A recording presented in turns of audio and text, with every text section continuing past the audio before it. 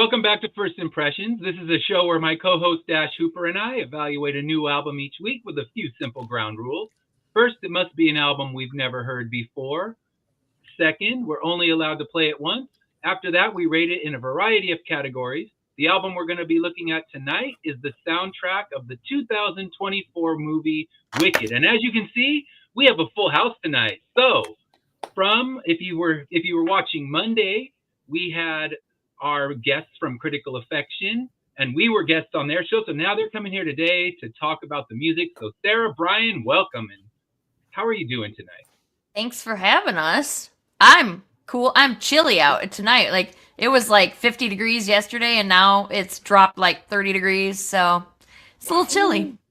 Yeah. I live in California, so the weather's beautiful. Sorry, Sarah. Oh my God, shut up already, Brian. Jesus. That in. Well, see, I'm in California, and we're getting poured on right now with rain. So we don't. You must be in a different part of California. So even though, like, her 50, that's when people are like, "Oh my gosh, bring out the friggin' parkas," because California doesn't know cold. And Dash, you know cold. Are you snowed in, or is it not too bad? No, we're fine today. We're sitting about 60 something in Oklahoma. So okay, so that's not bad. Yeah, you're actually warmer than we were today. We were down, I think, like high 50s, but raining and probably snowing in the mountains. If I can predict that, I don't know. I'll see tomorrow, because it's supposed to rain for like 3 days, which, Californians are going to start building arcs when it starts raining for 3 days. Yeah. Wasn't like the entire state on fire a few weeks ago, though? Too much rain at once, I'm sure, is a bad thing, but like, rain is good. Up our minds. Yeah, the fire, it'll put the fires out. That part of it's good. But as far as anything else goes, yeah, it's going to lead to mudslides, which become slightly worse. We've had those, like the first year I moved into the house we're in right now, we had this probably like 7 or 8 straight days of rain, and then the whole hill behind us just poured into our yard. We watched our trash cans fly down the street in this little mud river. So like, oh, welcome to the neighborhood. It's gonna be in. Hey, that's free real estate. After we got off Monday's show, we just had tornadoes. Nothing big, just just tornado. Just normal for Oklahoma at this time of year. Right. We don't get tornadoes up here that much anymore, but derecho every other year. What the hell's that about? It's basically a tornado, except it goes in a straight line. Why? Yeah. Why? We never got. The entire time I've lived here, never happened. And then 2020, we started getting them like every other year. Sometimes they're like, I want to say last year there was 2 of them in a year. Weird. Wow. Yeah, I guess Brian and I, we have the California thing, so I guess we have to worry about earthquakes. Right. Always worry about wildfires because it depends on where you are. We've been evacuated twice in our house from wildfires. And when the wildfires come, they burn everything, and then you get the mudslides when you get the rain. So that's about it. But tornadoes, not worry about that. Earthquakes, you don't really, they just kind of come when they feel like it. So you can't really feel fear, because they're just, one day you're sitting there and next thing you know, earthquake, the living room's rumbling. So yeah, you get used to it. Not my wife, she still hates them. Like she's petrified of of earthquakes. Tornadoes, I'm sure all of us would run and hide from in California. We wouldn't know what to do. Like, I'm gonna die. That'd become the feeling. But lowest room in your house, something with no windows. That's what you want to do. Okay, there you go. I grew up in Minnesota, so when you were talking about like, oh, it's 50 degrees, they panic. I'm like, yes, I am in shorts while I see other people in parkas. Yeah, so that's this pretty isn't much it. Cold. Yeah, because we bounced back quickly between shorts weather and I might need to throw my hoodie on today, but that's about as cold as we get out here. It's like, all right, it's hoodie weather. That's the California cold. That's fair. All right, so you guys are new to the show, but we always start it with a little bit of history of the artist. Now, normally it's history of the artist, but in this case, we're going to do a history of the movie. So that means I got to go. I did a research, like, I'm going to say very shallow research of kind of everything that went into Wicked, the movie, which is what we're talking about today. So we're starting with, of course, the book. it all starts in 1900, Maysetter for Wizard of Oz by L. Frank Baum. So this book kind of started everything. It was released. It was an instant success. And there were a few film adaptations before the one that we really know, and that's the 1939 movie that came out. So the original one, I think it was a 2 silent film, but the book came out in 1900. You know, huge seller. I think there have been 13 sequels to the book. I have not read the 13 sequels. I read The Wonderful Wizard of Oz. I read that back in elementary school, but that led to the movie, which of course that was my first exposure to Oz, was the 1939 movie. That's kind of from one of our different categories. And from there, the 1939 movie came out at MGM, starred Julie Garland as Dorothy, and it made the Wicked Witch of the West, who is now kind of the redeemed hero in the Wicked movie. It made her just one of the most infamous villains in pop culture. So you think of the Wicked Witch before Wicked, and she was just evil. She's trying to kill Dorothy. She wants to throw a fireball at, you know, the Scarecrow, which if you know part 2 of Wicked, you know, like, oh, it's weird that she would throw a fireball at him. Some of the things don't track when you look at the movie and Wicked. It's like, wait, why would that happen, knowing what, you know, who the Scarecrow actually is? But if you don't know the second half, I'm not going to spoil it for you because I don't need to get yelled at again. I'm being nice this week. I'm not going to have anyone destroy me. But if you do, you know, again, as always, if I'm wrong, I could be bad guy. Always agree. That's all right. Dash, it's your turn. I already got. I'll be bad guy this really, week. no one came to the defense of 38 Special, but they could have, because I was less than nice. But that's okay. I will always state my opinion and never apologize for it unless I mess up. If I mess up a fact, then yeah, definitely call me out, because I try to get my facts right. But as I said, it's kind of shallow research because this has so many moving parts. What led to the Wicked movie? So the movie came out in 1939. It was huge. It was a huge part of my childhood, even though it was way after it. But we'll get to that later when we kind of talk about our history. And it was 1995 when the book that this play is based on came out, and that was the Wicked book, and that was by Gregory Maguire. And I think of it as, you know, it's kind of now the Wizard of Oz is in the public domain, so we're getting a lot of, it's essentially fan fiction, but it's fan fiction that is now legal to publish. So, I mean, if you go in and you research the Wizard of Oz, you can find so many more recent books. I know there's one, Dorothy Must Die, and things like that. There's been so many different things that have come out now that it is part of the public domain. I mean, Cthulhu Invades Oz. That was something that Travis did, and that, you know, Lifeline Comics, Cat and Phil did not Wonderland, Wizard of Oz crossover thing. Yeah. So yeah, it's now that it's public domain and anyone can do it, you can get a lot of stuff, some good, some not so good, but it's never going to stop. It's public domain, so people will be telling these stories and telling their own spin on them, and that's what Gregory Maguire did. He told his own spin on the story called Wicked: The Life and Times of the Wicked Witch of the West, and it reimagined the story from the perspective of the Wicked Witch, who now is Elphaba. I don't think she was ever called Elphaba in the original book. It's been so many years since I read it. I might be wrong. So I don't think she did have a name. If she was just the Wicked Witch of the West. Yeah, as far as I know. And like I said, go ahead. Elphaba came from L. Frank Baum, and that's what. Okay. Yes. Maguire used that to name her. Facts. So it was very clever, I thought. Yeah, I love my musicals, so. Yeah. Okay, cool. And see, I didn't know that. I just didn't remember because the last time I read this book, I think I was in 5th grade. So it's been so many years. They could have called her Elphaba, but I think it was always just the Good Witch, the Wicked Witch of the East, the Wicked Witch of the West. And Glinda was the only one who had a name, right? It was just Glinda the Good Witch. Yeah, so she had a proper name, and they, of course, changed that up to Galinda, then Glinda when she was trying to, it depends. We lost. We had someone who would have been ready here to bash, but she's not here tonight. They're planning for a wedding, so we must forgive that. But yeah, it explored the early life, and it's very political, very dark from what I've heard. I've never read the Wicked book, so have any of you read it? Way through it, and yeah, it's definitely not for kids. I'll tell you that much. Yeah, the first go around with Wicked did not sell very many books. It wasn't until and because of some of the writing, they didn't care. Mm-hmm. A lot of the critics didn't like the writing of it at first.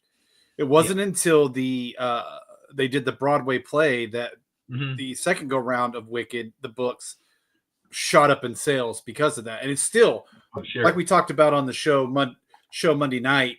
There's still a lot of difference between the book and what's in the movies and the plays. So yeah, a lot of difference. Why they keep talking about a streaming series, because they want to adapt it properly. But like you said, there was no huge love for the book.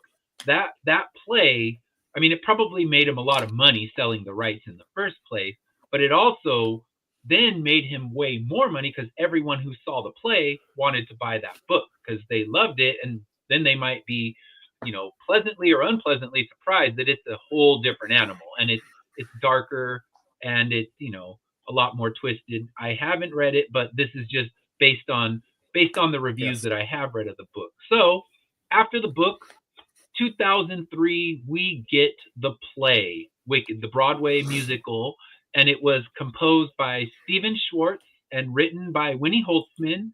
And I do love that they got put into the movie. Both of them got little cameos in the movie. Stephen Schwartz was the guard who said, let them in when they were going in the gates of Oz.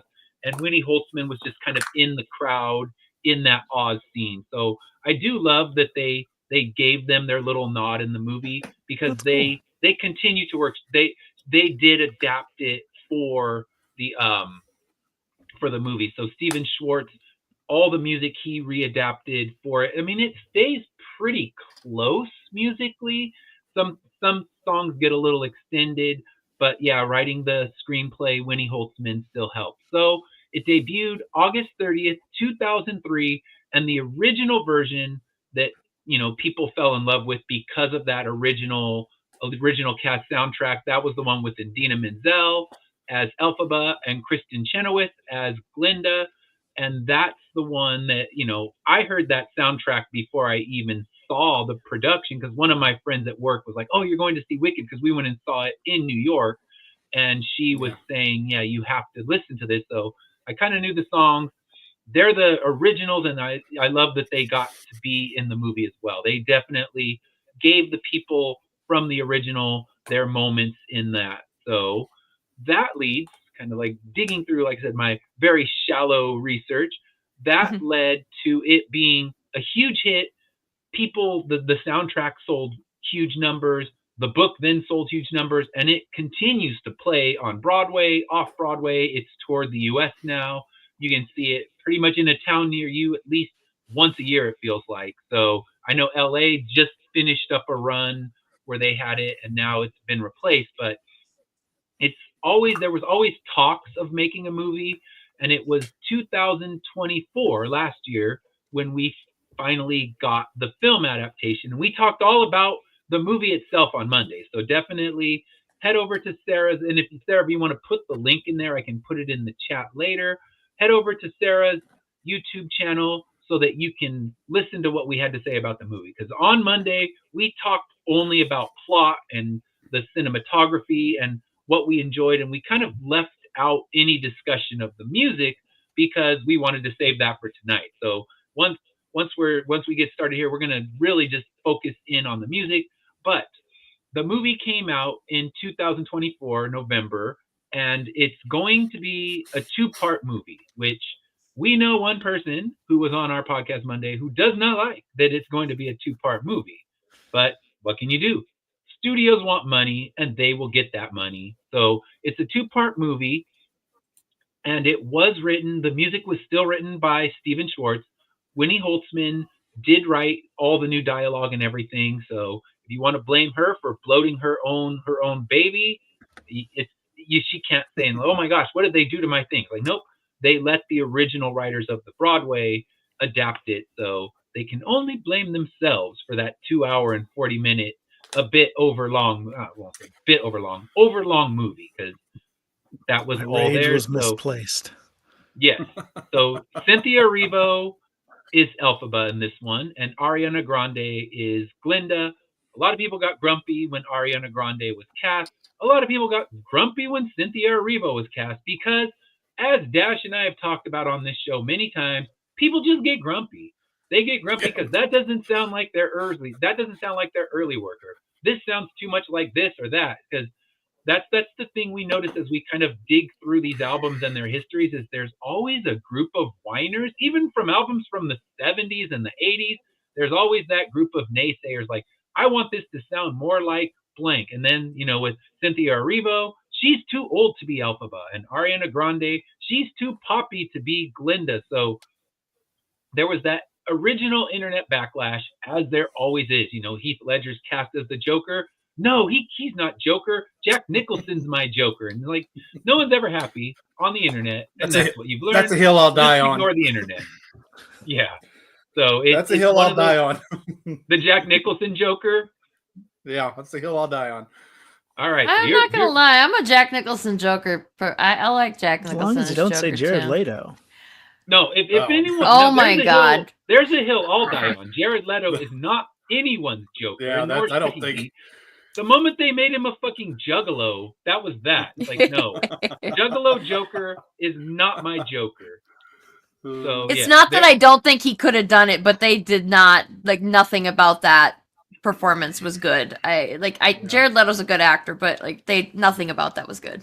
Yeah, nothing. It's About a shame. Is it's not a good Joker. So there we go. There is the link to the YouTube. It is in the chat. That will get you Monday Night Show. So if you want to hear Monday Night Show and hear us discuss purely the movie, that's your place to go. And also, you can hear the beginnings of what will be a great train heist. So yeah, we did get off topic, as I do. It happens. Gosh.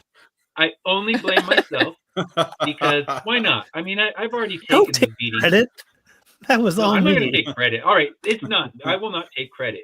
I just don't. I'll just take the blame. If someone got angry by the tangent, blame me. If you enjoyed all right, the FBI, tangent, if you're listening, group effort. I mean, the blame. If you enjoyed the tangent, then blame Brian. It's like, all right, credit Brian, not blame him. I'm ready to take the blame. Like, I'll wear a target on my chest. Let's go. Bring it on. I don't think anyone's going to come after me tonight, but maybe you hated it, and if I say nice things, you want to come after me for that. And in the end, you do what you like. Did say something about Amanda masterminding the thing, so I feel like she's probably the biggest target. But yeah, she's not here today, so Ed said he's Amanda's willing to be our fall guy. to arrest if it succeeds. No, you They're said going to you'd be the fall knocking guy. on Amanda's door. All right. So let's see. Where was I? The movie. So yes, it was adapted and it was, when it was released, received very strong critical reception. I think it's 88% critics on Rotten Tomato and 95% fans. So what does that say? The fans who love the musical didn't hate the movie. That could easily happen. If you do it wrong, they will come at you, because these people are passionate about the play. This was one of those movies that knew exactly who its audience was.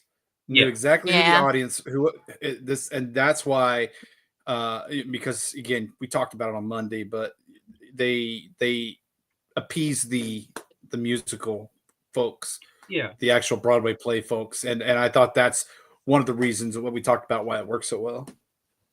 And I think they were smart to not change the music, to leave it alone, and maybe adding extensions of the music here and there, but not outright changing it, not writing a bunch of new songs like, okay, well, now it's a movie, we're going to write new songs, and not cutting songs. I think that's the key thing, because I know the musical that I think of, that is, oh my gosh, Mean Girls. My daughter was in a production of Mean Girls in her middle school, and hated the movie because it took a bunch of songs out. And it was a movie that was kind of afraid to be a musical. It didn't want to show that it was a musical in the advertisements. If you watch the trailers, you would have no idea it's a musical. This one fully embraced the fact that it was a musical, and it needs to, because that's what people love. They don't want an adaptation of the book. No one's begging for that right now. I mean, granted, they're going to do it because it's going to make them more money. They'll stream it on Max or whatever, but they wanted the proper adaptation of the Broadway, and they got it. And I think those who were passionate lovers of the play, they're not going to complain that it's longer. They're not going to complain that it stops in the middle, because you know that that's the intermission moment. So I had a very hard time getting reviews just of the soundtrack, because generally the reviews were just of the movie and they would mention the soundtrack. But I did find that overall the reviews of purely the soundtrack were also very strong. What I found was that they liked the music, that it was still there, but they made it a little more cinematic, not just what you would play in the pit at the Broadway. And they liked the chemistry between the two leads, and saying that the fact that they performed it live on set brought a little more life to it. So they treated it more like a Broadway. All the songs were actually sung live on set. And of course, we're not hearing the versions that were sung on set, but because they were singing them, it brings a little more energy to just something being lip synced. So Vogue gave it very high reviews and said that, of course, the some of the standout tracks were ones that I'm sure we'll be talking about. So I'm not going to say what they said, because I'm going to leave that to us to start discussing. And that is, before we do anything, we always talk about what's our history with this particular thing. So what, Sarah, is your history with just kind of Wicked overall? Was several years ago. I'm not gonna say how many. We did the song in school. It was part of the chorus, part of the choir, and then I saw them sing it on Glee, which of course, you know, and we did not do Defying Gravity on in choir, so I didn't really think anything of looking up the rest of the music. So we did Popular in that one. It was really weird to do as a group song, but it worked. Yeah. They did that at my daughter's when we went to her choir performance last year. They did Popular as well. I guess it's just kind of like, we have the rights to do it at our middle school performance or at our high school performance. So we paid for them. We're gonna use them. So it's funny, because that was when I went to her 8th grade choir performance last year. They sang Popular, so I guess it's probably become just kind of a staple of the choir performance. Like you said, it's a Defying Gravity is actually a surprisingly difficult song. I imagine that's why they steer clear of that one, because that one has a huge range. And it would be a good choir song, assuming you have at least one person in that choir who can reach those high notes, depending on what key you're in, of course. But yeah, like, I feel like that one is not a safe, like, Popular is a safe one to do. You can teach all your singers to sing that one in a reasonable amount of time. Whereas Defying Gravity, albeit a very, very good, powerful song, is also, like, that wouldn't be a little more iffy about getting it to sound good with a whole group of people. Especially when you're talking about a school who maybe aren't trained like, they're not, like, nobody in any kind of school situation is a trained musician or trained singer. So not every choir is going to have someone with the chops to pull that one off. I mean, some years I'm sure they do, and I know that year they had someone who had been vocally trained her whole life, and she could have probably handled it, but they were just giving her all the solos, and that one maybe you don't know, because the next year you could get no one that's on that level, and it could be an absolute disaster to watch, because 8th grade choir performances can be rough to watch anyway. So it's like, if you try to go, like, we're not going to sing Popular, we're going to try to sing the hardest song that you could possibly sing, and it's going to just torture poor parents. And already a long, torturous night. We don't need more torture with Defying Gravity sung by inept eighth graders. And I'm not calling my child inept or any other children inept, but I've even the best behaved kids in choir. I mean, like when it's hurting cats when you've got little kids there and you're trying to teach them to sing a song and make it sound good. You need to pick safe songs. Defying Gravity is a beautiful, amazing song. It is not a safe song to teach a bunch of 8th graders. No, not at all. I mean, even Popular is kind of an iffy one, but it's a little easier. Like it sticks to the counting. Is weird and Defying Gravity, and Popular is just it's easy. Popular is much easier. Yeah. Well, that's why they had to bring in Idina Menzel to Glee just to do Defying Gravity for that episode. They had to bring her in because I don't think any of those. And those guys are all. Yeah, those guys were all trained for the most part to sing. Yeah, they're proper. Yeah, they were musicians. Yeah, it's not an easy song. Like it is. It's a beautiful song done well. It is. It sounds amazing, and but yeah, like it is not an easy song to learn. I think you wait for that one until you have a college choir, because by then you can imagine that they probably have been singing since elementary school and have some musical chops. But 8th grade, that would have been rough. So I'm happy that they did Popular, because that was Popular is easy and it's fun. Yeah, and they had fun, and it's kind of the parents are like, "Oh, cool, that one, that's a fun song." So and people still recognize it if they're familiar with the musical too, so they're still excited to hear it. Yeah. That was my first experience with it, I think, and then I heard Defying Gravity on Glee, and that's when I finally decided to start looking into it, and ended up hearing about the musical. Didn't know it was a book at the time, and then I've got the book from the library and I'm halfway through it. So and it's they're basically two different stories. I mean they're okay, like they're loosely all following the timeline, but it's totally different in so many ways. Yeah, they have that connective tissue of Elphaba, of Glinda, but I think beyond that, it's just going to be the basic plot points. I think they're hitting the basic plot points, at least so far. Mm-hmm. But everything else is very, very different, and it's not a book for children. And I've heard definitely. As I can, the one thing I can say that I wish I had been able to do was see the original Broadway with Idina and Kristen Chenoweth. Like I feel like because I've seen them perform together before, and it was amazing, and I have no doubt that I would have been probably moved to tears being up close to that. Sure. Yeah, that would be powerful to see. Yeah. Just seeing recorded performances, you're like, damn, those two were just, and they did it long enough that they were gelling, and they had just this perfect chemistry. So it's something, I wish I could have seen that too. I saw it, I think it was 2006 on Broadway, but that wasn't the version with them. They had already left it by then. So Dash, what's your history with this play or movie? I've seen the on Broadway in 2011. I was up in New York for a little bit I was in New Jersey for some training, and we got to go up to New York for a little bit and spend some time. So I got to actually go see the on Broadway play there. I've read the books.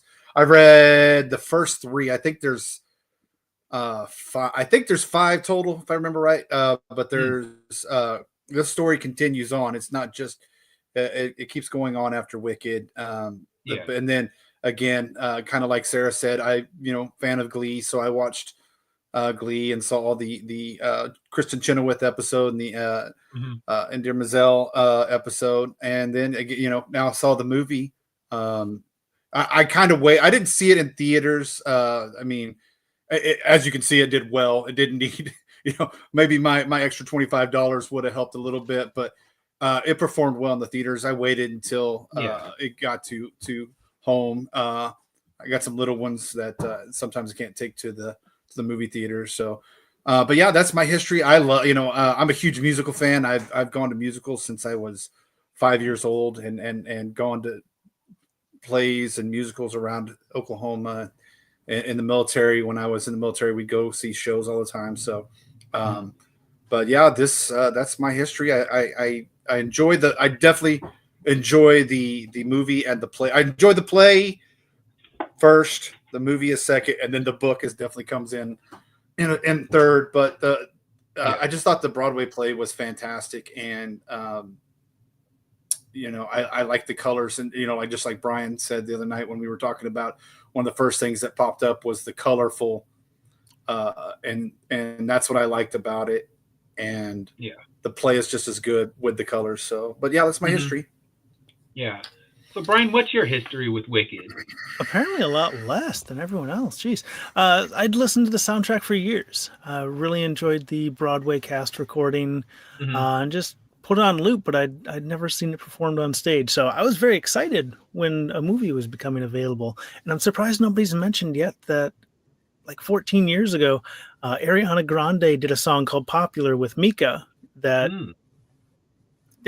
doesn't parody, but it pays homage to Wicked. Okay. Yeah, I wouldn't think if she parodied it, then people would really be calling for her head when she got cast. Like, wait, they made fun of it. She can go to hell. She's not our Elphaba, or not our Glinda. So yeah, I didn't know about that. So that's interesting.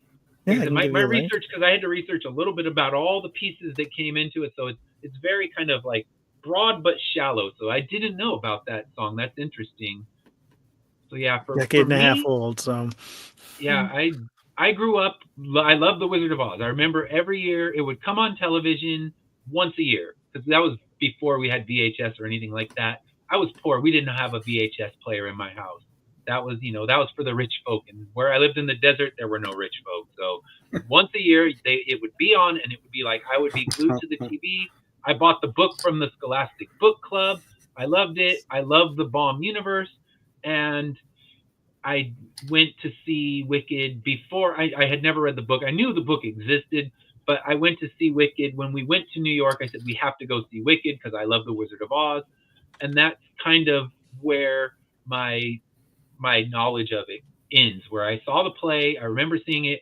It didn't compel me to run out and get the book, but I love it. I would go see it now again if it were playing anywhere on Broadway or in LA. I just missed it. This last time was freaking impossible to get a ticket to. So I tried, but I wasn't going to drop hundreds of dollars when I know it'll be back next year or the year after that. It's pretty constant. It comes out to LA. So if you miss it once, you don't have to panic because it'll make its way back out.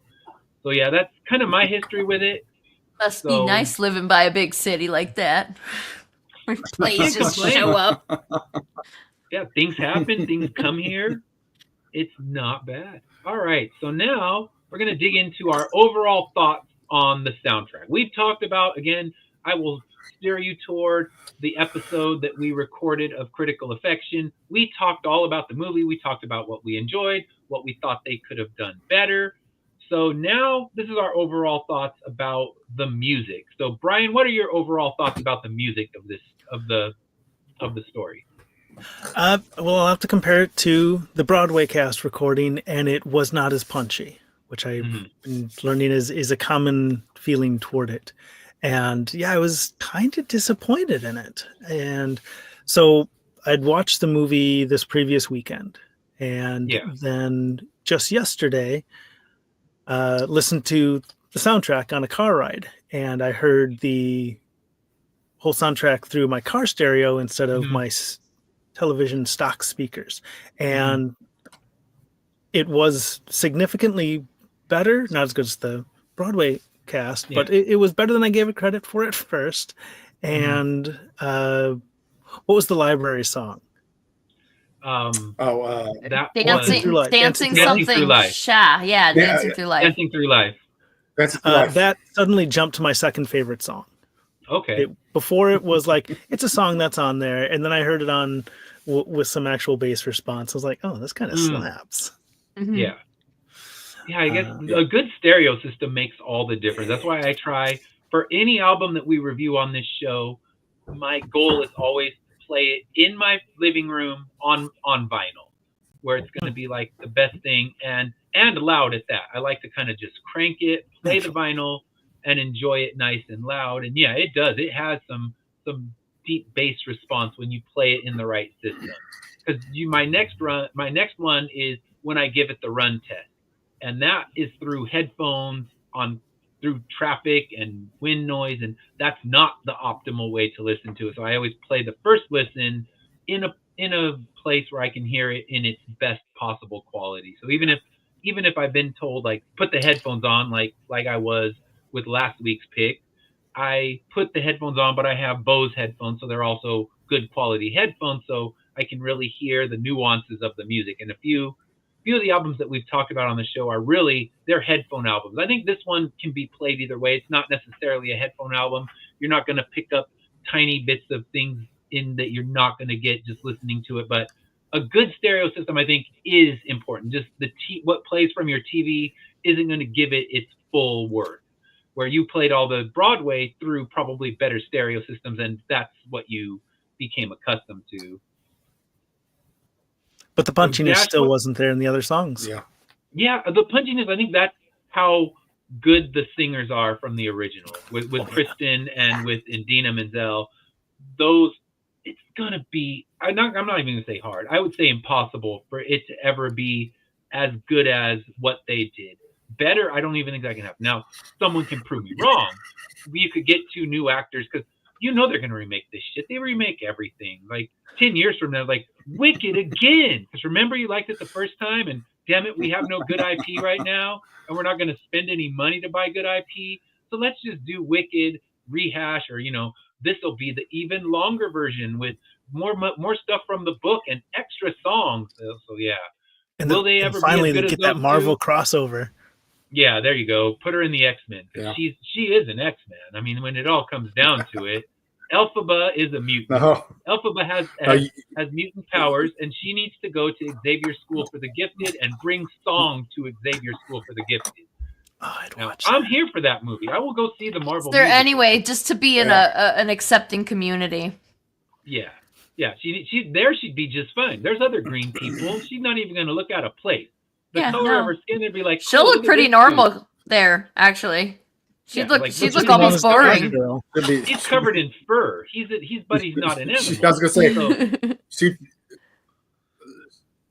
she would be like Sarah said, she would be the boring one, I think. And that's it. Your skin's green. That's it. It's like, oh, you're green. When? That's all you got. Shut up. Or like, I murder everybody I touch. I don't mean to, but it happens. If I kiss you, you'll die. Yeah, like, I mean, that Rogue looks normal, but she's like that. That's not Elphaba would be grateful for what she has compared to some of those probably. They'd be talking shit like, oh, here comes the sad green girl. Poor thing. All she can do is fly. She can make things move with her mind. Woo. Like, I heard she learned illusion spells last week, and now she's not even green. Yeah. I don't know, Brian. You said you wanted to see Doctor Strange the other night, and I'm here for Doctor Strange versus Elphaba. So I would definitely watch that crossover too. That's the crossover. Wanda versus Elphaba. Well, no, Wanda would destroy her. Never mind. Wanda's a little unstable right now. That up in one commercial break. Yeah. That would have to be a Marvel short. Like let's you know what? The Marvel keeps running the what if. Let's see the what if version of this. Elphaba versus the Marvel universe. I just want to see individually her fight people. I mean, I just remember Celebrity Deathmatch when I was a kid, watching that when I was in high school with the little claymation dudes fighting each other. Well, Marvel, you have money. I want to see Elphaba versus the Marvel universe. And some of the fights she's going to get her ass trashed. But some might be a fair fight. So yes, I am here for that. Marvel, if you're listening, of course Marvel's listening to this. Obviously, they're definitely watching. Marvel's like taking notes. They're always listening. But Marvel does like stealing shit from people. So, or not Marvel, but Disney. So Disney's like, keep your hands off that damn train. That's our train. That's ours. You can go to hell. Yeah. The heist has begun. After the wedding, the heist will start. Brian's trying to take that which we have rightfully stolen. All right, so we've gone on a tangent as we do. So Dash, what are your overall thoughts with this soundtrack? Oh, I won't let y'all be the bad guys alone. Listen, while I love this album, it's just like Brian said, it doesn't compare to the actual Broadway play. It just, I mean, Kristen and India are on a level of their own, and nothing against Ariana Grande or Cynthia Rivos. They've obviously done great stuff, but yeah, it's lacking, like you said, the punch. It's lacking the get up and go for me on this one. But that doesn't make it a bad album. I want to reiterate that, because I don't want to see a 6-paragraph rebuttal while I'm wrong. Your turn this week. You're going down, not me. But I love the album. Yeah. I love the album. It just and unfortunately for as we talk about on every episode, I like my albums to lead off with a good song, and for some reason I feel like I don't like No One Mourns the Wicked starting this off. I understand it has to start it off because that's how the play runs. But if you were just to listen to this album, for some reason, I would have started with the Wizard or Dear Old Shiz, or what is this feeling? That's what I would have started off with to really get you going in this album. But overall, it's a good album to listen to. It's, you can switch off and on. If I have the Broadway one and I have this one now as well, and so you can switch off and on. But yeah, that's my overall. It's still a good album. It's still worth listening to if you and there's going to be the movie purist, and there's going to be the Broadway play purist, which I am. So, y'all could have your pick of which one. Still a good album, but again, I think it doesn't compare or match up to the Broadway overall. Yeah, and I think it's going to be kids like my daughter, who's in high school, and she saw the Wicked movie twice in the theaters. She's going to be the one who loves the movie one more because she doesn't know the Broadway one. But it's one of those things, if you played the Broadway, if I played her the Broadway one, would it resonate with her the same way? Or would she be like, no, I love, Cynthia's performance of that. That's the one that's my favorite. So, yeah, I'm curious. I think it would be more like the high school, maybe early college age ones right now that would resonate more with the movie. Anyone our age is definitely going to go toward the Broadway. So, yeah, the Wicked can wait. Yeah, I mean, I understand, and some people agree with that. Yeah. I loved that movie. It was one of those literal must-see TV for me when I was from 4 to 8 or 9. Then we finally got a VHS and bought it so I could watch it whenever I felt like it. Not make sure you're ready because it's coming on Friday night, 8 o'clock, and no plans will be made. I will be watching Wizard of Oz on TV. So.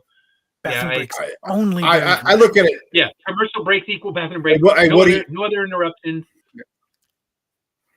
Woody, I look at it this way. It's kind of like what we said. It's a what if. It's an alternate universe. I don't think they're trying to, as far as it goes, but I enjoy it. Yeah, they're not replacing. I don't think they're replacing the Wizard of Oz with this movie. No, that's way, impossible. Shape, or form. It's just nothing will ever be as big as that. Even though Wicked is, it's never going to be Wizard of Oz. Yeah. So I mean, I'm not trying to change your mind to say go watch it. I'm just saying that's the way I went into.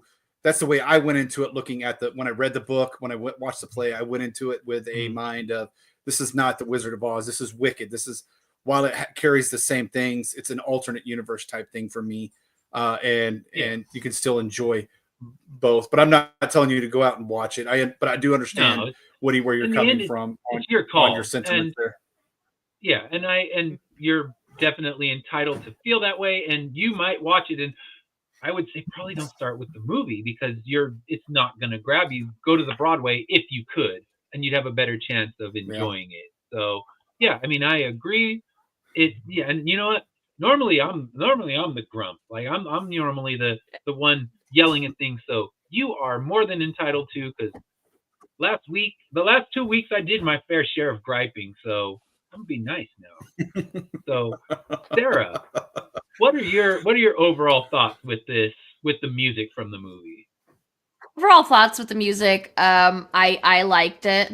Like Dash said, that the opening song, the No One More. I did not like that one. I understood its place, and I got that, but it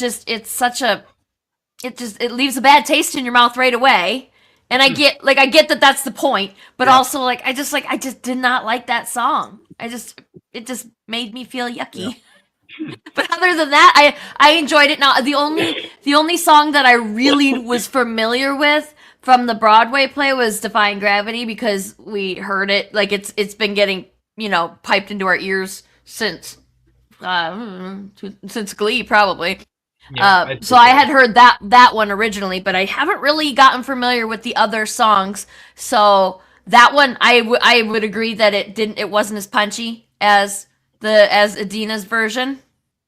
I know that Kristen sings in it, but that's Adina's song.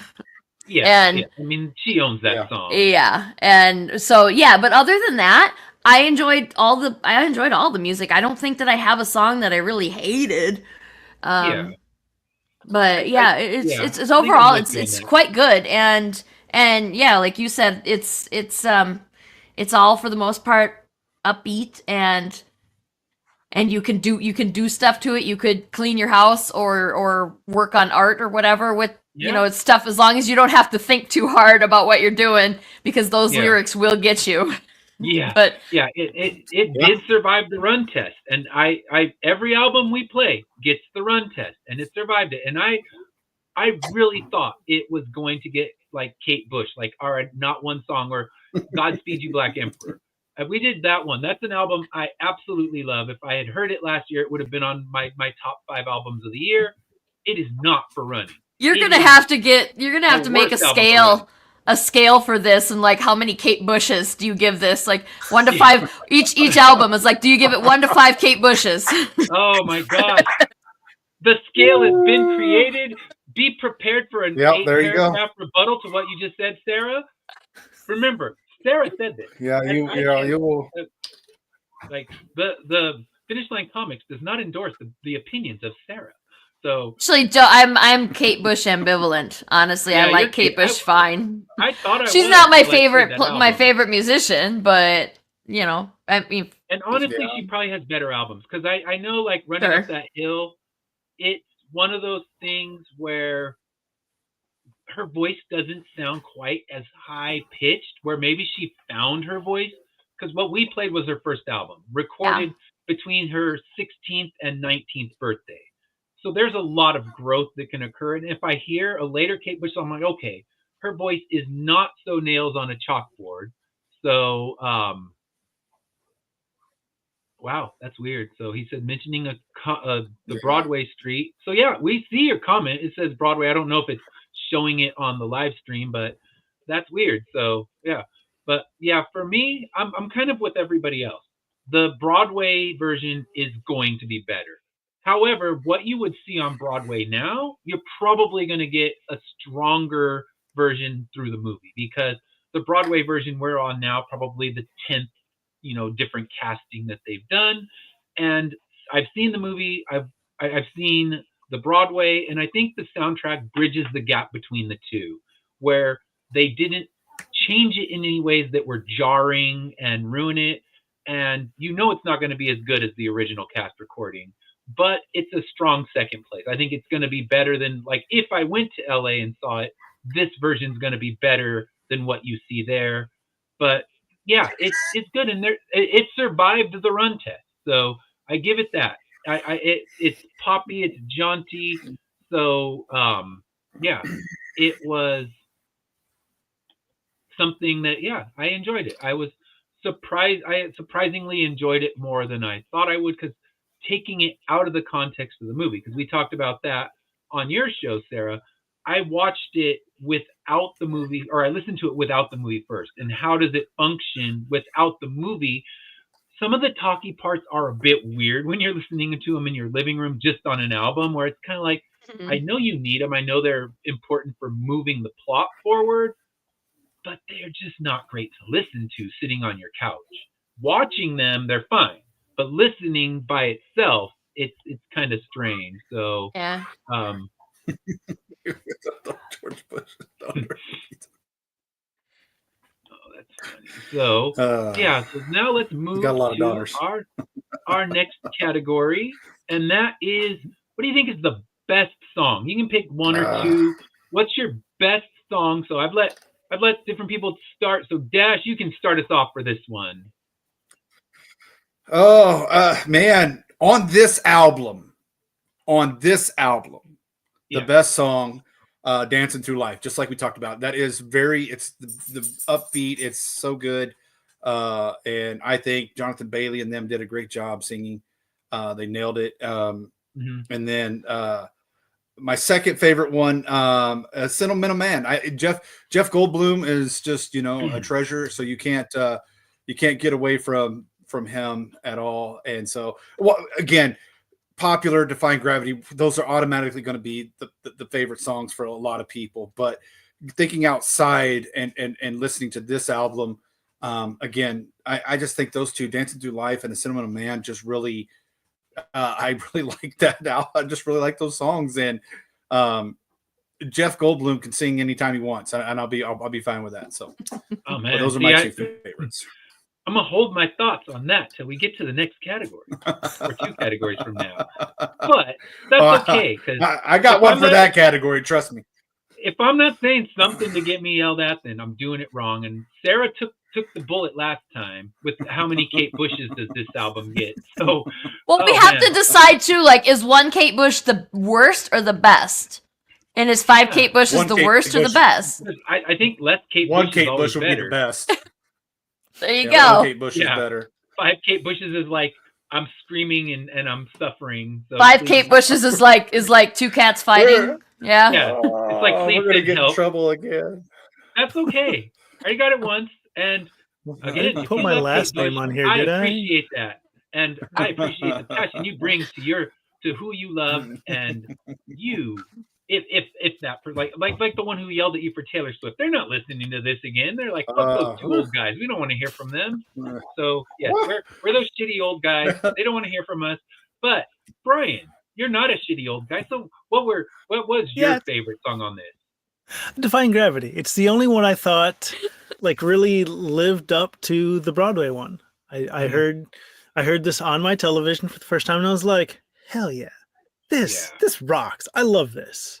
And it was visually what was going on just made me really happy. And so I already mentioned that my second favorite was Dancing Through Life, but Defying Gravity, and it was kind of the only other one that appealed to me. Yeah. Everything else was. You can see that. Meh. All right. So Sarah, what's your favorite song from this? I gotta go with Defying Gravity too. It's as somebody who enjoys singing, that one is definitely the funnest one to sing. Yeah. Again, also the hardest one to sing, but that one I cannot see me just bopping around the house singing to myself any of those other songs. Like Popular's okay. Like you can dance around to Popular. Yeah. But Popular got ruined for me by singing it in choir. So now you have to sing it a million times. Oh, that's like we talked about on our Christmas show on my Saturday one. So many songs get ruined for me because we have to perform them in the elementary school Christmas pageant, and you have to play them so many times that now it's like, please never let me hear that song again. Exactly. I have learned to hate it. I will never like it again because I've listened to it about 100 times as sung by bad 5th graders. And 5th graders did their best. They belted that out as best they could, but they're still 5th graders singing the Beach Boys or whatever it is. So every song that I wanted to remove from the Christmas song list was because I had to hear it so many damn times as a teacher. You just playing it and playing it and playing it. So I try to choose songs I already don't like so they won't get ruined for me. Yeah. So I can see how that would happen because that's happened to every Christmas song I've ever performed in my 25 years of teaching. It's just like, please never again. I appreciate the song, but it got overplayed for me, and now I just don't. It's just not my favorite anymore. I don't know if it ever would have been if I had the opportunity to experience it, fresh from the beginning, like I did with the others. But Defying Gravity is just, it's like, as like somebody who likes to sing is going to zero in on that one because that one is the most challenge, the biggest challenge, so it is going to be the most fun to sing. Yeah, there's I think they should have started girls on YouTube right now singing Popular. Yeah. You put it in like, all I right, think that song's the most overplayed, I'd say, of all of them. Mm-hmm. I think they should have started the album off with Defying Gravity. Get everybody into the album, and then go back and do the. Well, I mean, you could. This twice. Is yeah, you can play it twice. I mean, you can have the. Well, don't they have a reprise in the play? They sing it more than once. Yeah, they have a reprise. Yeah, they have a reprise in the second act, I believe. So. I don't remember. I gotta re-listen to the second act songs to kind of refamiliarize myself because it's been a while. Well, the new movie's coming out in November, I think. November, yeah. And then we'll be back. Round 2, yeah. So we'll be back for round 2. So we'll have all the second act. I'm with you guys. It's Defying Gravity. It's a Broadway juggernaut for a reason. It's not that amazing and that beloved because it sucks. I mean, it closes the movie out strong. It really feels to me like through so much of the movie that Cynthia Erivo's kind of holding back. It's like she's not giving us her full strength. And then when she sings this song, now we see her at full power. Her mutation has finally given its full power.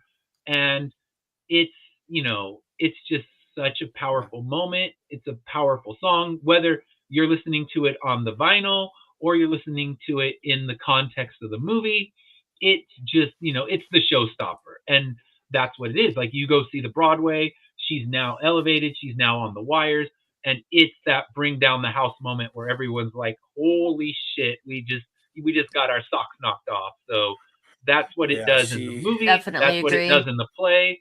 And yeah, it's not that well loved because it's not good. I mean, it's one of those things. Yeah, it's worth every piece of acclaim that it's got. And this is where Cynthia finally gives us her full strength. Where before, it feels like she's playing at 75%, and now she's gonna sprint to the finish line. So this one, that's mine. And I know it's cliche to say it, but then again, I'm not a big Broadway guy, so I'm not the one that you want to listen to for what we should be talking about on Broadway. But just as a song listener, that's the one.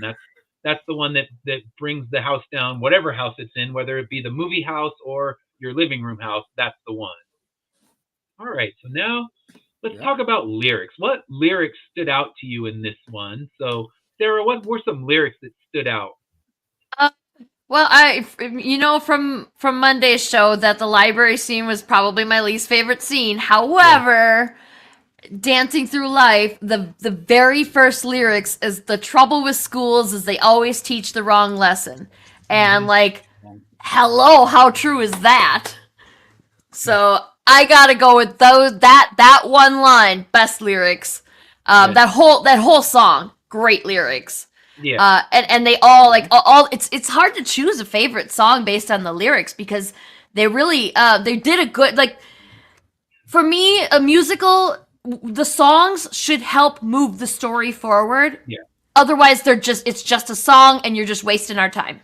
Mm-hmm. And I did feel that the No One Mourns the Wicked kind of was just wasting our time. Maybe that's why it's my least favorite song, but it's there and it's important, but it's also doesn't really, it's exposition. It's not really it's not really moving the story along. It's just setting us up for the story. Whereas where the rest of the songs in there, they all help move the story along. They all tell their own story, and they're all just packed to the brim with meaning. Mm-hmm. Yep. So I appreciate all the songs in there, but my favorite one is, it's weird because my favorite song is in my least favorite scene. Least favorite scene, yeah. Yes. Well, you just because that freaking library was so nonsensical and a bad treatment of books. You don't dance on books, okay? Don't dance on books. A real librarian would have been so angry with you if they would have. You just go dance on the book at the local library. They will kick your ass. Dancing Through Life would have been performed in the grass outside of the library with a real library. Yes. Like you'll be singing the song outside. Get the hell out of my library. Don't stand on my books in the hamster wheel. Get and also guys out of here. That you're supposed to be quiet in the library. There's designated loud areas in the library, and you weren't in one. Yes. That was clearly a study area. They need the library ghosts from Ghostbusters to give those guys the yes. they deserve. Like bring exactly. She'll go full angry ghost, and then they'll go sing outside. Exactly. Dancing Through Life in somewhere else. It's not the library. Parkour guys go climb up walls. You can still do your shit. No, parkour guys will always have a function. Yeah, that entire school campus is just perfect for parkour guys, is it not? It's so weird. Every time I watch the movie now, it's hey, there's the parkour guys. Parkour That's all I'm gonna say. It's not. It's parkour guys time. I think you're missing the obvious. Like that scene that should have been directed by OK Go. Like they had oh my god, yes, and stuff like agreed. Oh my gosh, that could have that would be pretty good. That would have been pretty good. Yeah, a new epic level. OK Go with parkour guys. That's the video. That's the version of that I want to see. So yes, there you go, Brian. You're on to something for Wicked Part 2 when they bring the parkour guys in, which you know they will. They'll find something for the parkour guys. I mean, you paid for them. They're going to run them down the train. So I want to see the parkour guys as directed by OK Go, and that's the scene. I don't know for what song, but it needs to happen. So yes, Brian, you have created what will be an amazing moment in Wicked Part 2. If they listen to my advice. If they listen. So if Disney, you're listening, even they're though it's listening. shot. And I wonder if we'll see the skating people in Part 2 actually use. Because the fact that they filmed a whole big skating sequence, which never got used except for in the deleted scenes, I'm like, that cost them some money, I'm sure, to bring in skaters and, not actually show them in the final cut. Although there's enough deleted scenes, that movie would have been over 3 hours. Now, just wait. They're going to release the director's cut and sell it on streaming and DVDs. Like, here's the director's cut with everything. Kind of your Peter Jackson version of Wicked. So, just give it time. All the things to make the money. As long as it's not the Snyder cut. Yeah, it's not the Snyder cut. The Snyder cut of Wicked, we don't need that. We didn't need it of the Justice League. We didn't need the anything cut of Justice League, but that's a story for another show. So when Sarah, when we get on Critical Affection and we talk shit about Snyder and then we get attacked. Let me know when you do Justice League. I have some words. Yes, we're here for that. If you're ready, we're ready. All right. I don't know if I'll ever be ready for Justice League. Tell us your best lyrics, Dash. We'll get off this tangent because the Snyder fans are going to come after us now too. Because slow-mo is the only way to film movies. That's what they're going to tell us. No action scenes should ever be seen fast. I'm through accepting limits because someone says they're so. Some things I cannot change, but till I try, I'll never know. Too long I've been afraid of losing love. I guess I've lost. Well, if that's love, it comes at much too high a cost. But that is the best line of Defying Gravity. I mean, that is literally what literally the entire song. I like I said, I know my favorite songs are like we talked about, but Defying Gravity, as you all have said, is a fantastic song, and the lyrics make it so. And the entire lyric, I mean, I could sit there and read this entire song and say this is the best lyric ever written. It tells a story. It tells us, as songs do, they tell a story, and this is the one that tells the movie or the play or whatever we're watching. It sums up the whole first act. Yeah, like, this is now where her character is. She's ready to enroll in Xavier's school. She's got her powers, and it's that. Let me scream it to everyone that this is where I'm at now. I'm no longer the timid one. I'm no longer embarrassed. I am here, and get used to me. I'm green, and shut up. That power. As through the song goes, and even Glinda's talking to her, and it's just continuously builds, and she's like, I'm doing this, and you can't stop me. And I mean, that's powerful. That's You know, there's always been somebody that says, well, you shouldn't write this book, or you shouldn't do this show, or you shouldn't try and go and do things on your own because you can't do it. No, I love this. And that's, like I said, that this is what the movie and the show is all about. And it's hard not to have that as the best lyrics. And so, I agree. There's so many good lyrics. I mean, just like we talked about with Bush, Kate Bush, she's a wonderful songwriter. Like every song, the lyrics were really good. It's how they're translated through songs sometimes, but there's not a bad lyric in this. And, you know, that again, that comes from the Broadway play. And even this, they nailed it. And I think they did a good job. So that's mine. Yeah. So Brian, what's your pick for best lyrics? I think I'd have to go with The Wizard and I because of all the foreshadowing of what happens in The Wizard of Oz. They wove some clever stuff in there. Mm-hmm. And I really appreciated that. Typically I don't listen to lyrics that much. And that's one that made me go, oh, I get it. Oh, that's a so normal much thing to say for the future of the play. Yeah, that's and the best Broadway songs, you could take them, rip them out of the Broadway and throw them on the radio and people would still listen to them. I mean, granted the context of the story wouldn't be there, but yeah, that's when you listen to it, you're like, it could just be a good ballad on the radio. Totally. And there's a few that were like that. And I love that. Yeah. Those foreshadowing lyrics, that's when Broadway's at its best, when the lyrics, you need to pay attention to them because they're telling you what's coming up. So give some rewatch value or some re-listen value. Yeah. And I had my lyrics that I wrote down were also from Defying Gravity. Cause I mean, how can you not? It's a powerful song on all the aspects. So where she said, something has changed within me. Something is not the same. I'm through with playing by the rules of someone else's game. Too late for second guessing. Too late to go back to sleep. It's time to trust my instincts, close my eyes and leap. And it's just like, oh man, I remember very little from the Broadway when I saw it, but I remember that song. I remember those lyrics, and it's just like so powerful. And that's what you're going for. When you do a Broadway, you need to move with so many different aspects, the acting, the singing, and just how it's building to the moment that, going to leave them now like, oh, now it's intermission. You're like, no, I want the rest. I want more right now. Now we got to wait a year for the movie, especially for those who don't know the Broadway. You have to wait a year, and you're like, you bastard. That to be continued. Even though my wife has seen the Broadway with me, as soon as it popped the to be continued on the screen, she's like, damn you. Like, I said, I told you it was part one, but she's like, but here? I'm like, yeah, that's where it ends in the play too. But still, yeah, it leaves you wanting more, but that means very unsatisfying for it to end there because it's like, this resolves nothing. Yep. Yeah. Ah! But yeah, agreed. And even the knowledge that there's another movie is like, I was still kind of like, Yes, grumpy. I know. She was that way. I remember at the theater, people were like, oh, because you think, all right, how much are we going to get? Do we get Act 2? I mean, you hope not, because fuck, I don't have 5 hours to sit in a movie theater.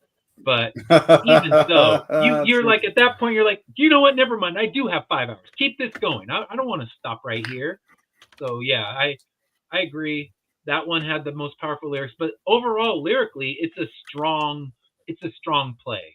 And that, that you don't run for as many years as this one has run without good lyrics, without just a good story. So I even liked in No One Mourns the Wicked, where they say, and goodness knows the wicked lives are lonely. Goodness knows the wicked die alone. So it's kind of foreshadowing, like, she's going to have a lonely life, even if she's standing up for what she believes in. It's not going to lead to a happy path. And one thing I did like in that song, even though I think I agree with everyone, it's kind of a mediocre opener. I like that it kind of gave that little homage with playing the back part of Ding Dong, the Witch is Dead. You just hear that in a little musical beginning. I'm like, ooh, that's cool. I like the little homage to that, but I agree. It's you get a little bit of opener. You get a little bit of Somewhere Over the Rainbow too, right? Yeah, they throw those bolts in there to give you that little nod to the Wizard of Oz, which is what I grew up loving, and that, giving those little nods to it is like, all right, cool. That's, going back to my childhood, because that I just, I'll always remember that just being that must-see TV, seeing the little special spin that I added to the beginning of our opening today, because it's a special crossover episode.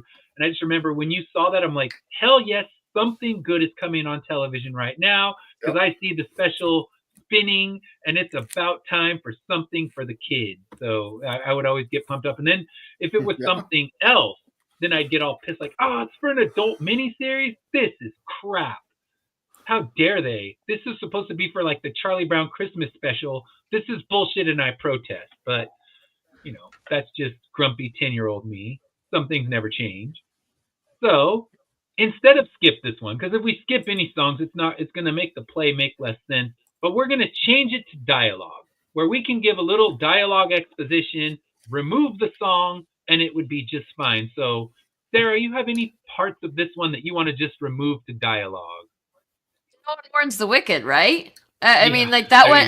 They didn't need. They could have just done a Star Wars text scroll thing. They didn't, because we all, everybody knows the story of the Wizard of Oz. Like, that's still very popular, very much in the zeitgeist. So there's no need to run through that whole song and just talk about how much they hate this woman. Like, we know, we saw the original, we know you hate her.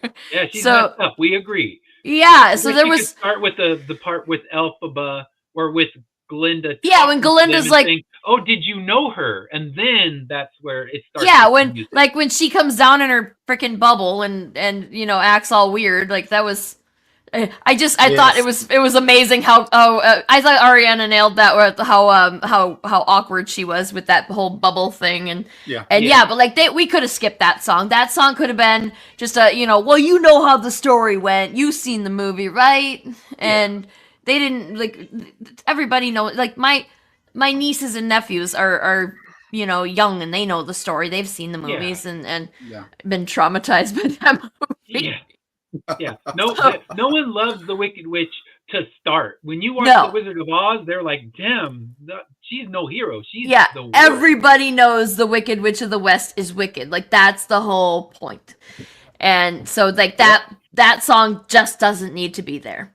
So a little dialogue, a little Star Wars scroll. I guess if you're seeing it on Broadway, and that's the only reason that it makes sense. It certainly doesn't make sense for the movie, but the dialogue for the it makes a little more sense if it's in the on Broadway. If you're watching a play, you makes a little more Star Wars sense. Scroll on that one.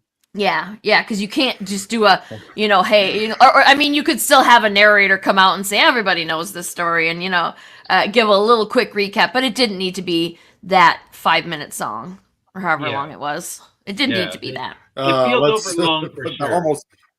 Almost 10 minutes, I think it was. Is it? It felt like an eternity when I was watching it. I was like immediately like, I don't like this song. Am I gonna be suffering through this whole movie? I don't like this song. And I guess if songs long.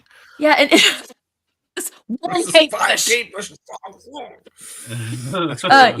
It's Don't come at me. And if you're on her side now. if you are somebody who got bullied in school too, I feel like that song could be borderline triggering for you. Yeah, so that was a really depressing song to open up and it was a little traumatizing, and it was way too long, and it just didn't need to be there. Eventually, I'm sure there will come a day when people don't know the Wizard of Oz anymore, like when they have to go seek it out. But that is not today, and so we just don't need that song. And it's the other songs are such a freaking out of the park home run that this one in comparison kind of feels like garbage almost. It's not a garbage song, just so we're clear. I'm just saying that all the other songs are so much better. So I guess at least they open with the worst one, so that we are it doesn't start strong. Like with that, that's something we talk about with albums. Dash and I are very big on your opening track on an album needs to just grab the listener and make it so you want to hear what's next. With a weak opener, I have so much music I listen to, I don't get past a week opener. And that could happen in this. If you're watching the movie and it starts with a week opener, I think what saves it when you're not just listening to it from the vinyl is the visuals of it are so beautiful. And those are what grab you, not the song, not the music, but just that the vivid, bright colors of Oz and the amazing cinematography.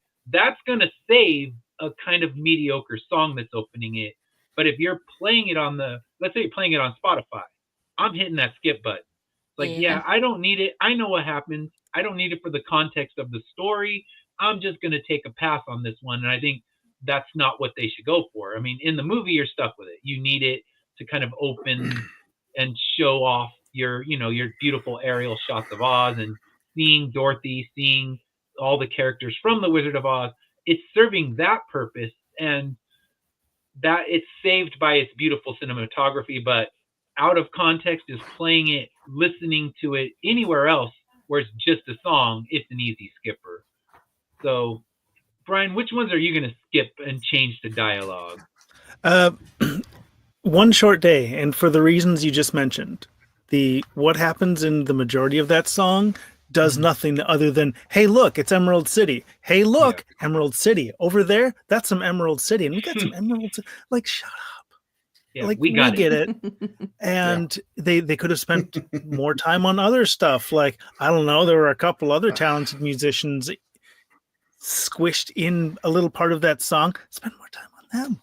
That would have made that would have rewrite it for just Indina and Kristen, and then we're set. Like, give them their part so we can get the history of the wizard, because that's not just check it out, Emerald City. That's important. That's actually, here's the history of the wizard that we need to know, because we think he could read the book, and we find out later that was all a fraud. That's an important plot point, and that's the funny thing is that's the part of the song that was added into the movie that wasn't in the original Broadway, is their little section. Yeah. And that's probably the only important section of that whole song. The rest of it could have been, you really don't even have to say, look, there's Emerald City. You just kind of walk in like, cool, I see Emerald City, and we know what it is. We've seen it in The Wizard of Oz. Also, it's green. There are context clues. It's green. It's green. We got it. We figured it out. All right, so Sarah, we did it. So Dash, any ones you're going to change to dialogue? I'm going to get in trouble for this one. And listen, I love Michelle Yeoh, and she was already like dialoguing it anyways for most of the song, so it might as well just turn that into dialogue. I love the I love the song, and don't get me wrong, it's just that one there for me because in the play it's not as when that song's not a dialogue. The singer's actually singing. Michelle Yeoh has a little problem singing English lyrics. I understand that. I'm glad that they did it for her, but to me that was just one part that probably could have been dialogue in the movie instead of a song. Yeah, and I think because I watched, like I was talking about on your show Monday, I watched all the behind the scenes stuff. And when they interviewed her, she was even saying she has no experience in singing. She has no experience with Broadway.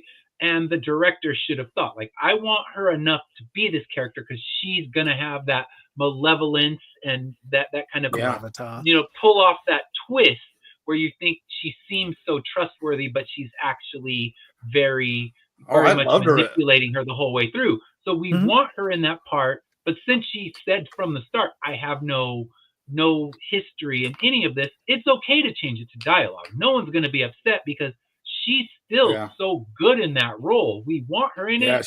But we don't need her. She's beautiful as Morrible. So, yeah, I'm with you on that one. God. Yeah, so for me, the one I'm taking out is taking another one who's not a classical singer, and that is Something Bad. Don't do it.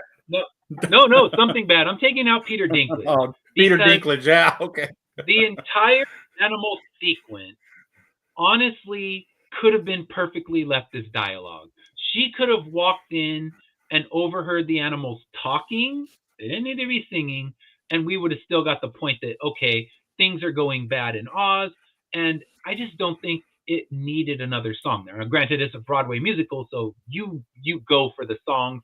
But in the context of the movie, I don't think it needed to be there. I don't think I needed to hear Peter Dinklage sing. And then I'm coming with the unpopular opinion on this show. I think Jeff Goldblum is amazing. I love him. He's an icon, but he's no singer. And I knew it. I knew you were coming for me. Yeah, I mean, when do I ever hold back? I don't care. I'm with Ed on this. Yes, you guys are killing me. I didn't. You could definitely arranged on your side and above you. When we were listening, when we were watching the movie, I definitely was like, yeah, he's no singer. He's just he's trying to do that jogging thing where it sounds like he's singing, but he's more kind of, what's that called? It's when you sing talk, you know. It's got a name. I don't know, but that's definitely it. Now I'm gonna be mad until I think of it. So yeah, those are the two. Like, I'm with you with Michelle Yeoh. She's not a singer. We could have turned it to dialogue because as a character, she's great. So is Jeff Goldblum as the wizard. He's kind of a twisted, two-faced guy, and I like him. But he can talk. He can do dialogue. It's cool. And I think for the purists, they want to keep it all in there. But I'm okay removing it. It's okay, I'm Jeff. okay removing Peter Dinklage. But yes, when you were saying that song, I'm like, all right, I'm going to come with the unpopular opinion. So now we get to the final part of our show. Hold on. I'm on the phone with Jeff right now. I'm on the phone with Jeff right now, letting him know that I still love you, Jeff, and I don't care what. Yeah. That's okay. You know what? You can love him. Some people out there still love Kate Bush and want to tell me I'm a 10-year-old. And they're probably not wrong. Because you know what? You gotta stay young. All that education, and I had your back. The mind of a 10-year-old, because why the hell not? That's what I say.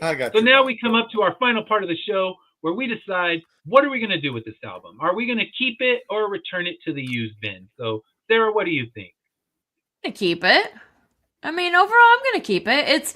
Honestly, the only one, like, I agree that Jeff Goldblum, not a great singer, but I enjoyed his song too. And, so the only one that I didn't really, and even No One Mourns the Wicked, even that, like, it's a good enough song. It's just depressing and unnecessary, and we all know the story, so we didn't need it. It just seemed unnecessary for there. So that's really the reason.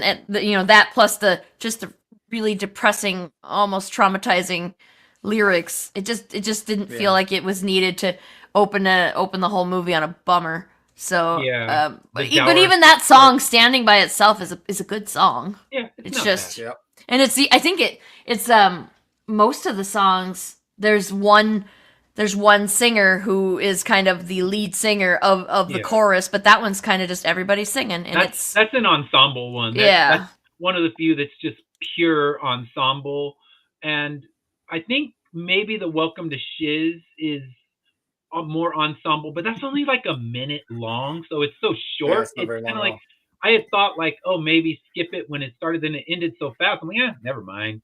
If they had done the Emerald City one and it was only a minute long, it would have been fine. Like a minute 11 seconds, I think, is what the Welcome to Shiz is, and that's fine. It doesn't overstay its welcome. If the One Short Day was a minute and 11 seconds long, then it wouldn't have overstayed its welcome. And you'd be like, okay, cool. It's a little ensemble piece. Now we're in the Emerald City. Cool. We know where we're at. And you only wasted a minute of my time. But it goes on way the hell longer than that. And that's what I guess we could do. Maybe not even reduce it to dialogue, but shrink it down to a minute like the Shiz song, because it never gets a point where you're like, no more. I know we're in Shiz. Shut up. No, with Emerald City, like, we get the point. It's Emerald City. For 10 minutes, it's fucking Emerald City. We're good. Leave us alone. Yes. So definitely agree on the too long. And I feel like what you disclosed about the making of stuff on Monday and today, they clearly did that to make the movie longer. So it got obnoxious. They drug it out, and there was fat to be trimmed in this movie. Yes. And that's what you do. You make the Emerald City introduction a minute long, then you give Indina and Kristen their moment to shine. Don't cut their song, but everything leading up to it could have been done in a quick 1 minute. Here's Emerald City. Welcome. Now let's hear about the history of the wizard, because that is truly important for the plot. We need that as the the exposition for the wizard and how he got there and why they would believe he was, Oz the Great and Powerful. So that's an important expositional song for one short day. Make it a minute and it's fine. So yeah. But yeah. So what do you think, Brian? You keeping this one or you returning it to the used bin?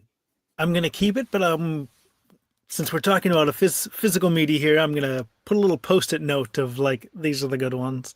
Yeah. What to skip? Yeah. All right. So Dash, after your long conversation with Jeff Goldblum, where he said I'm scum, and he's like, I will be writing. He's composing his 8 paragraphs right now.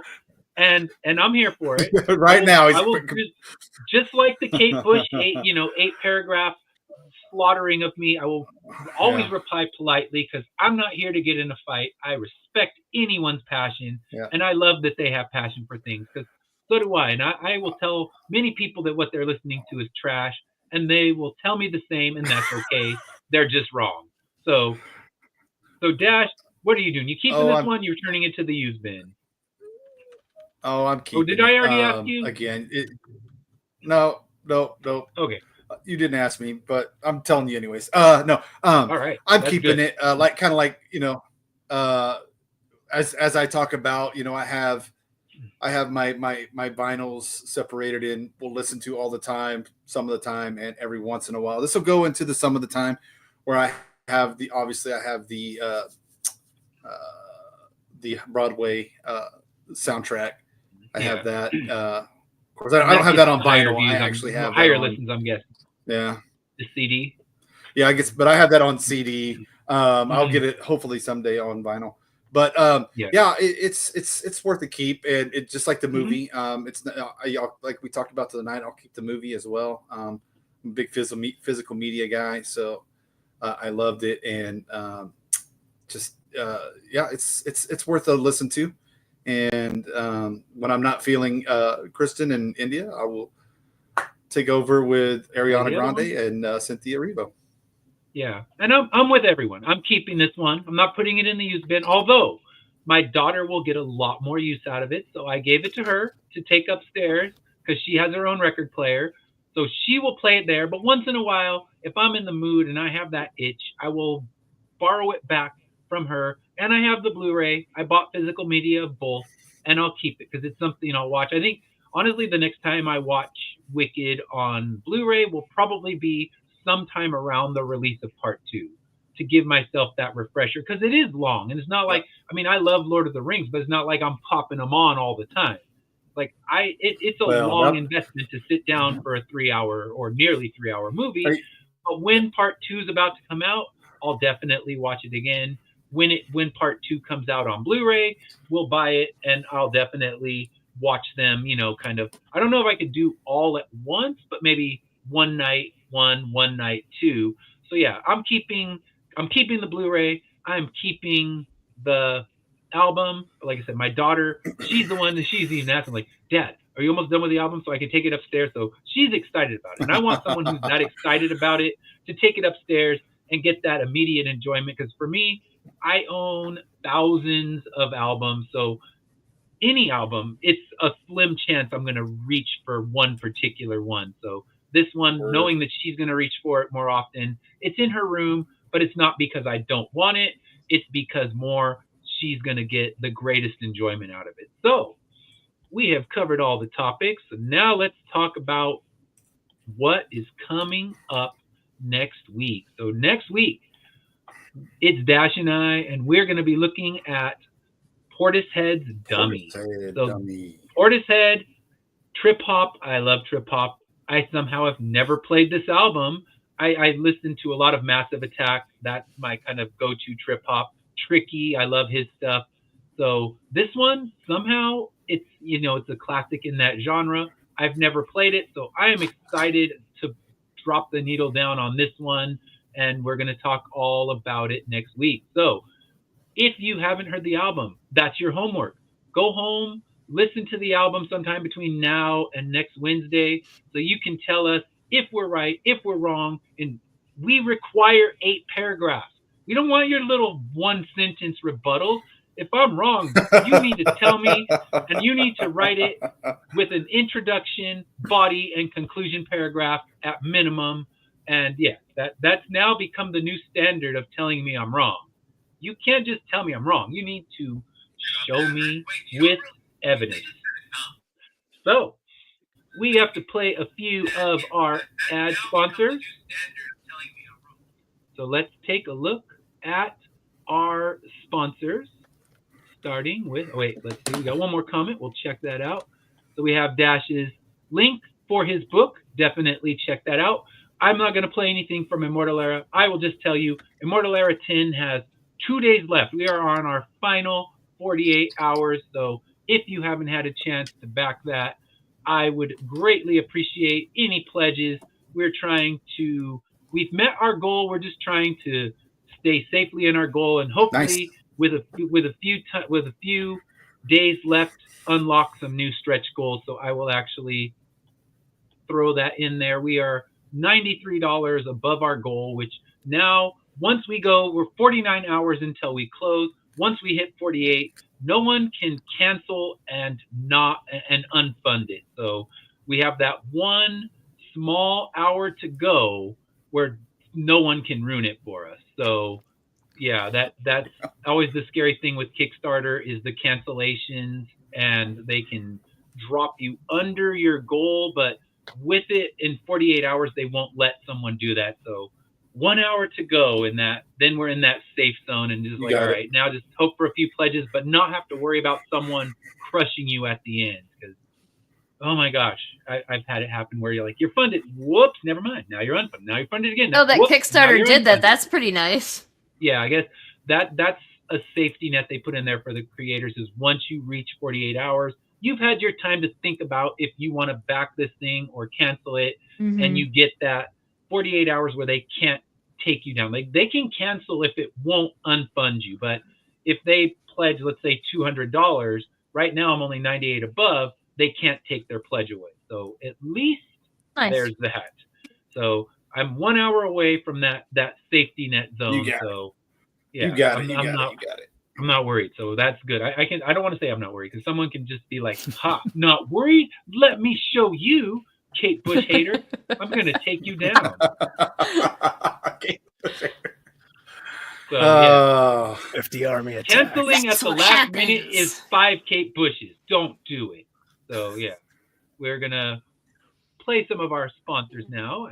I interrupted myself, but yes, as everyone in my household knows, I'm like that squirrel dog from Up. Or like squirrel, like I will distract myself. I saw a red dot. I'm like, ooh, comment. So yeah, I'm a squirrel dog. I admit it. But let's check out some sponsors.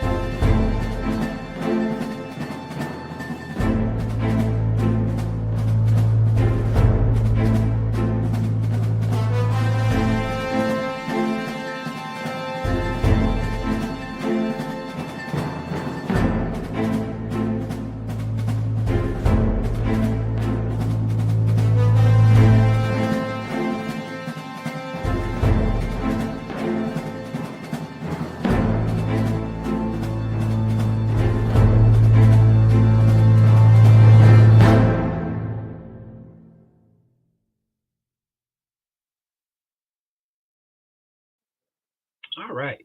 And our next sponsor, let's check them out.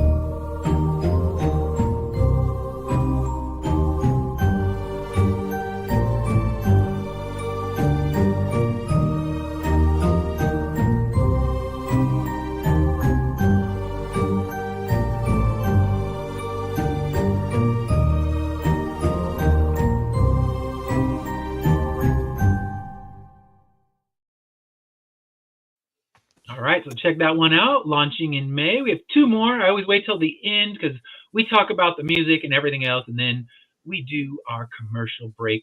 We save it for the end. We're like a streaming service, so you get stuck with the commercials at the end. We don't put them throughout because I would forget and I get myself distracted. I probably should be better, but I can barely keep it going. I write all my notes and I follow them. And this one, I think I had 12 pages of notes. So I always have lots of notes for whatever show we do, and trying to keep that all sorted and play a sponsor ad. My head would explode and no one wants to watch that except that Kate Bush fan. She's like, fuck that guy. Let's watch it. She was taking notes too. Hey, hate watch is still a watch. They gave you the video. I want to see them wiping the brains off the camera at the end to know that guy got what he deserved. That 12-year-old brain all over the camera. All right. So here's our next sponsor. I will stop getting off topic. Or, nah, probably not. But, we're almost done. So I can't do too much more harm. Too much. But we'll see.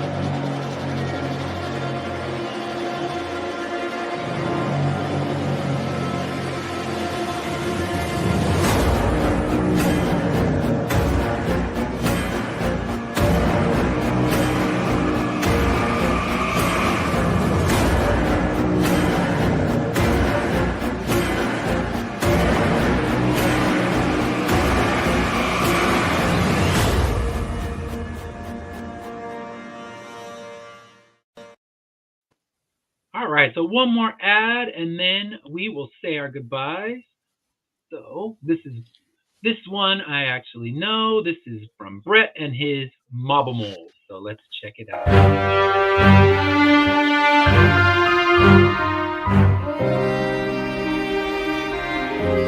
Welcome to Based on a True Story, Volume 6, Tales of the Underworld, where true crime collides with the furry, funny, and fierce world of the Dust Bunny Mafia. This brand new 32-page comic reimagines real mafia legends, Mad Dog Cole, John Gotti, and more, through the eyes of our animal mobsters. Think The Godfather meets Looney Tunes, packed with action, humor, and full-color storytelling.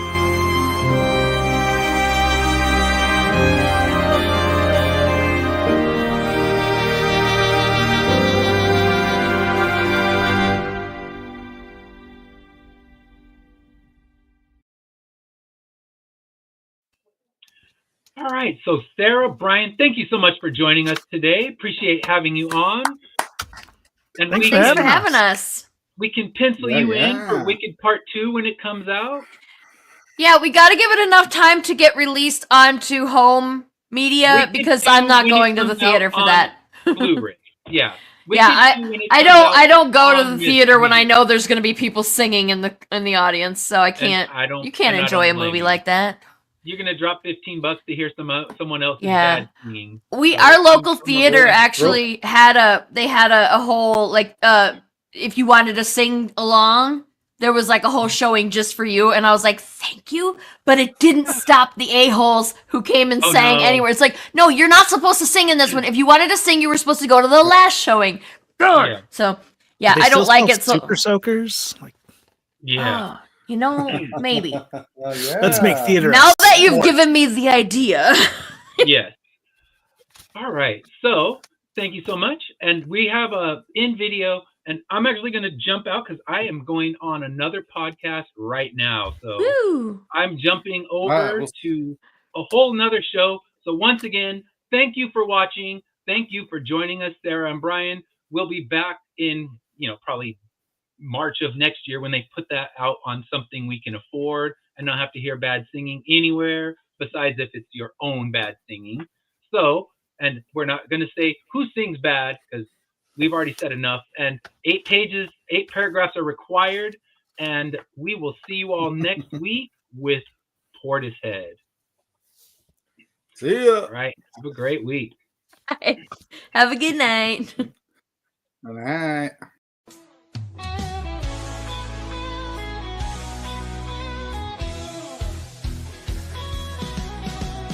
Click on the tube and feel the vibe. Every show you crave right here live. Heroes and villains clash in the night. Madness Comic Network sets it right. Scroll through the list, find what you need. Epic battles and fast-paced speed. From capes to cosmic space delight. Tune in and watch your favorites ignite. On Facebook, share the thrill so grand. On X, the buzz across the land. Madness Comic Network all around. In every episode, joy is found.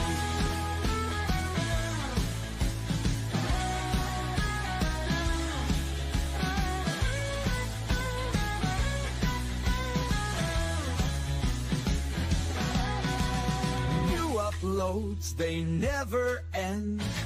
Superheroes and their friends. Catch every twist and every turn. Madness Comic, you will yearn. Stay up to date with every twist. Madness Comic, don't miss a gist. From laughter to tears, every mood. Madness Comic sets the groove. Click that button and subscribe. Catch the wave and ride the tide. Join the fun, join the craze. Madness Comic brightens days. Hey!